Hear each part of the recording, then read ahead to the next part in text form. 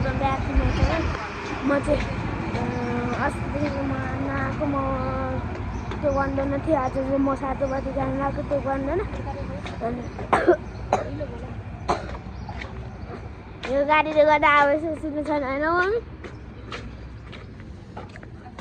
उता मम्मी उता कुकुर छ है, बिस्तारै बिस्तारै गर्छु तर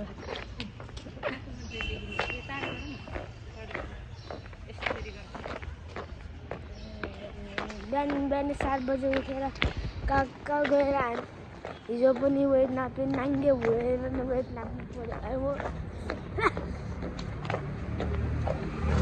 त्यो के भन्छ आलु बेच्नु उता हुन्छ त है, उता के चाहिँ भन्छ त उता किलो हो, त्यसमा नाप्यो। यत्रो ठुलो मोटो भारी आलु जित्दिनँ मलाई थाहा छैन। भगवान्लाई ढोकेर आएको। मम्मी अब कति टाढो छ? 20 मिनट। 20 मिनटमा साथीबाट पुग्छु म। मम्मी यति पुग्नु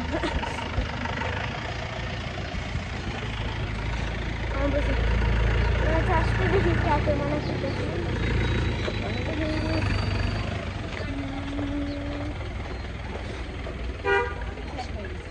हामी अब के भन्छ राति जान्छौँ। रातिको कति बजी जान्छौँ? 5 बजी आउँछौँ, 8 बजी आउँछौँ। भनेपछि 8 बजी आएर हामी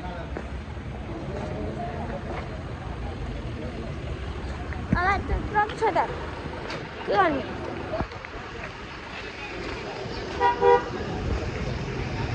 20 मिनटमा पुग्ने होइन हजुर भने।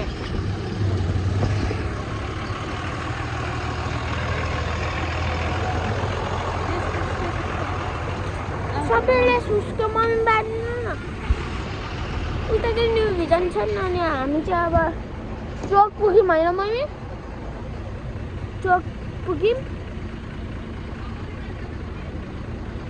अब बिस्तारै के सिधी छ, बिस्तारै जानुपर्छ है मम्मी। हिजोकैबाट आएको होइन, यत्रो ठुलो ट्रक देख्नु भयो।